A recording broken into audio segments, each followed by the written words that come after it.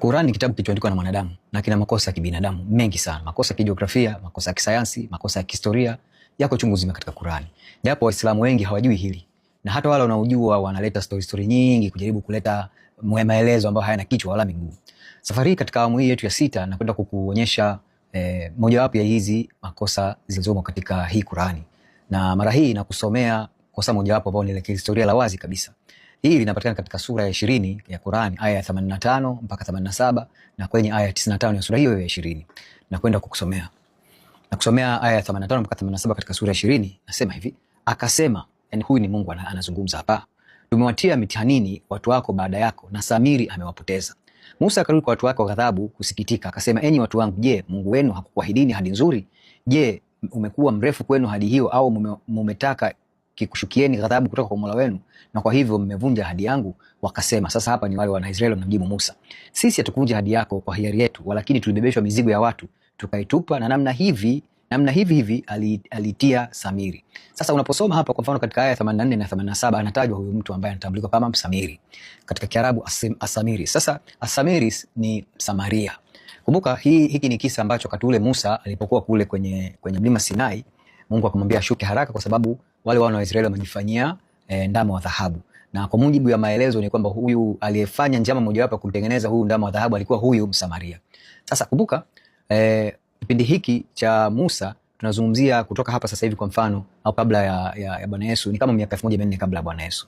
Lakini Wasamaria ni watu aina gani? Hawa Wasamaria hawakuwepo. Hii jamii ya Wasamaria kipindi hiki cha kutoka kwa hawa wa Israeli kutoka Misri kuelekea kule nchi ya ahadi ya Kanaani, hii jamii ya Wasamaria halikuwepo, kwa sababu jamii ya Wasamaria ilitokana na uhamisho uliofanywa na mfalme wa Ashuru katika ule ufalme wa Israeli ambao mwaka ule wa 722 hawa wa Ashuru walivamia ule ufalme wa Israeli na kuhamisha wale wa Israeli walikuwa kule ambao ni makabila 10 na kuwatawanya sehemu mbalimbali. Baadhi yao walipelekwa katika maeneo ambayo yako Irani kwa sasa, mengine upande wa Syria na mengine mpaka upande wa huku kuelekea ambako Uturuki ilipo sasa.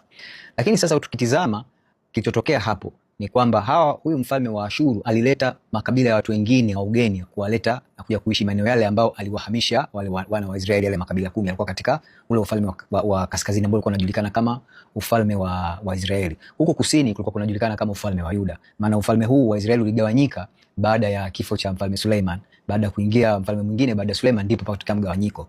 Sasa yale makabila yaliyoletwa na Waashuru kuja kuishi katika yale maeneo ambayo makabila 10 yalihamishwa ndio walikuja kufahamika kama Wasamaria.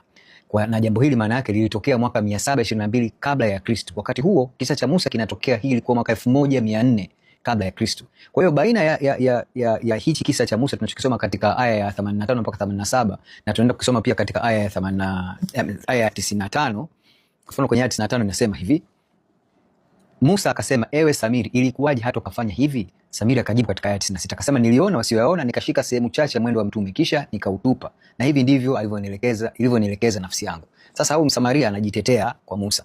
Kwa hiyo tunachokiona ni kwamba Muhammad wakati anashushiwa hizi aya au anavyojidai kwamba ameshushiwa hizi ni aya alikuwa anazitunga tu, na kwa sababu yeye Muhammad alikuwa hajui kusoma na kuandika, alikuwa akisikia hivi visa kutoka kwa Wayahudi wakisoma Torati na kutoka kwa Wakristo, kwa hivyo vikawa vinamchanganya. Anavyosoma anachanganya mambo. Kwa hiyo katika hizi aya akamweka Msamaria katika hizi aya bila ya kutambua kwamba Wasamaria walikuja zaidi ya miaka 700 baada ya Musa. Hii jamii ya Wasamaria ilikuja zaidi ya miaka 700 baada ya Musa, lakini anamchukua huyu Msamaria anamuingiza katika kisa cha Musa, wakati ule wa Musa wametoka kule Misri kuelekea katika nchi ya ahadi. Kwa hiyo tunaona wazi kabisa haya ni makosa ya kibinadamu na anayafanya Muhammad mwenyewe huyu pamoja na wale wafuasi wake wanakuja ambao baadaye walikuja wakaiandika hii Qur'an na kuikusanya. Makosa haya tunayaona. Kwa hiyo ndugu yangu Muislamu ambaye unakaa unashikilia kwamba Qur'an ni kitabu cha Mungu, hakuna kweli wote hapa. Haya makosa ni ya kibinadamu. Kama kweli ingelikuwa kitabu kimeandikwa na makosa kama hili singalikuwepo. Naam, bismillah walhamdulillah wassalatu wassalamu ala rasulillah wa ba'd. Baada ya kumshukuru Allah na kumtakia rehema mtume wetu Muhammad sallallahu alaihi wa alihi wa sahbihi wasallam. Nafikiri tumeisikia hoja ya mzee wetu, alhamdulillah amejaribu kufahamisha kila ambacho yeye amekielewa kupitia maandiko yaliyopo katika sura Taha kuanzia aya 85 kama alivyoeleza, tunaja kurudia tena. Lakini pointi kubwa ni kukosoa kitabu cha Allah subhanahu wa ta'ala, na tumesikia mara kadhaa hoja hii watu wanaizungumzia, ikiwemo huyo bwana ambaye tumemsikia hapo maelezo yake kuwa Mtume Muhammad sallallahu alaihi wasallam hiki kitabu ametunga si kutoka kwa Allah subhanahu wa ta'ala, lakini kuna makosa ya kihistoria wakati wa kutunga amekizungumzia kitu ambacho wakati wa Nabii Musa ilipita karne nyingi baadaye ndio kile kitu kikawa kimetokea. Kwa hiyo kimsingi huyu bwana amelizungumza ili jambo, lakini ukweli kabisa Qur'ani ni kitabu cha Allah. Kwanza Muislamu na wewe sio kwa Muislamu nipombe shaka juu ya hili, kwa Qur'ani ni kitabu ambacho kimetoka kwa Mwenyezi Mungu Subhanahu wa Ta'ala mwenyewe kabisa. Qur'ani haina makosa na mwenyewe anatuambia dhalika alkitabu la raiba fihi hudan lilmuttaqin. Hiki ni kitabu kisichokuwa na shaka ndani yake na ni uongofu kwa wanao mcha Mwenyezi Mungu, kwenye kumcha Allah Subhanahu wa Ta'ala. Kwa hiyo bila kuchukua muda mrefu, huyu bwana ametumia mtindo wa kuikosoa kitabu cha Mwenyezi Mungu Subhanahu wa Ta'ala, lakini sisi tutatoa ilmu baada ya malumbano ya kihisia. Tunaweza kutumia mwongozo mzuri wa kujibu ili watu waelewe hii haya makusudio yake nini. Hoja ya huyu bwana kuhusiana na Samir katika Qur'ani, mpinzani huyu wa Qur'ani anadai kuwa hoja yake kubwa, Qur'ani imefanya kosa la kihistoria kwa kumtaja Samiri wakati wa Nabii Musa, na akidai kuwa neno hilo linamaanisha Msamaria. Mji wa Samaria ulijengwa karne nyingi baada ya Nabii Musa alayhi salam, kwamba wakati wa Musa na hilo tukio ama huo mji au wao watu hao wa Samaria walikuwepo baadaye. Yani mfano kama sisi tupo katika mwaka huu 2026, alafu miaka iende labda 2050 na 60 huko mbele huko, mtu atoe historia ya 2026 ambapo yeye hakuwepo, hajazaliwa wakati huo.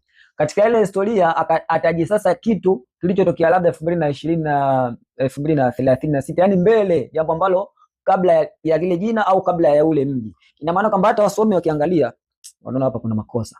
Mbona huyo wakati huu ambao anauzungumzia jambo hili alikuwepo? Ndio sawa sana bwana huyu kichwani mwake ameona Muhammad bwana wakati wa kutumiwa hiki kitabu, wakati anatumiwa anateremshiwa hiki kitabu wahi, au wakati wa kutunga hicho kitabu kuna makosa yamekosewa, lakini sio kweli kabisa. Kwa mujibu wa hoja hiyo ni kama ifuatavyo. Kosa la kimsingi, kwanza kosa alilofanya kubwa ni kufananisha jina na mahali. Jambo la kwanza kabisa. Hitilafu kubwa ya mpinzani ni kudhani kuwa kila neno Samiri lazima litoke kwenye mji wa Samaria.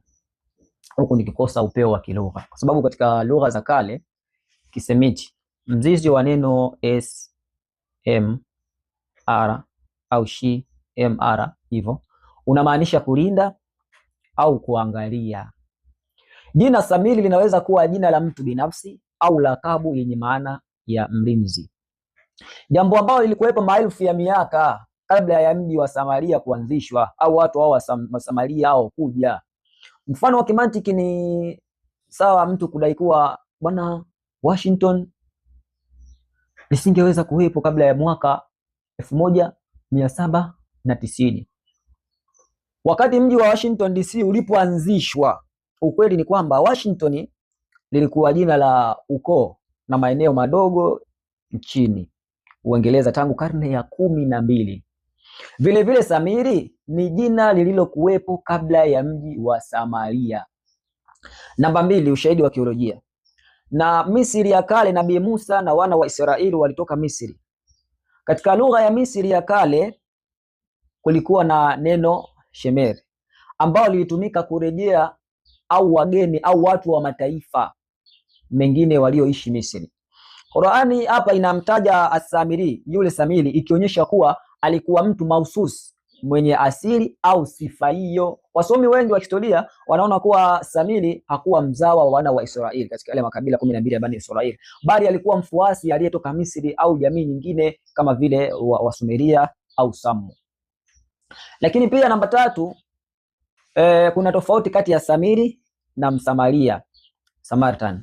Neno la Kiarabu lililotumika As-Samiri, Wasamaria wa Palestina wanajulikana kama As-Samiriyun kwa wingi, hiyo jamu hiyo, au As-Samir mufrad mmoja. Hata hivyo Wasamaria wenyewe wanajiita Shamerim, walinda sheria.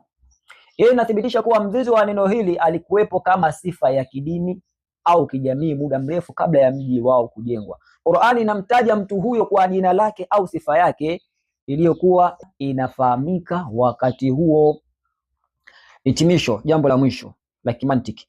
Unai Qur'ani imekosea ni sawa na kusema mwandishi wa kitabu cha historia amekosea kumtaja mtu anaitwa London katika karne ya 10 kwa sababu mji wa London upo. Qur'ani haisemi Samiri alitoka katika mji wa Samaria, bali namtaja mtu aliyeitwa Samiri. Hakuna ushahidi wowote wa kihistoria unayethibitisha kuwa jina Samiri au mzizi wake au kuwepo wakati wa Nabii Musa. Ushauri wangu namaliza kwa mkosoaji na wafuasi wake na watu ambao wanasikia hiyo hoja, kabla ya kuhukumu kitabu cha Allah kuwa kimekosea, ni vyema kufanya utafiti wa kina wa lugha za kale baada ya kutegemea mfanano wa juu wa majina ya kisasa. Alkamalu lillahi, ukamilifu ni wa Allah subhanahu wa ta'ala peke yake. Wala afwa minkum, wassalamu alaykum wa rahmatullahi wa barakatuh.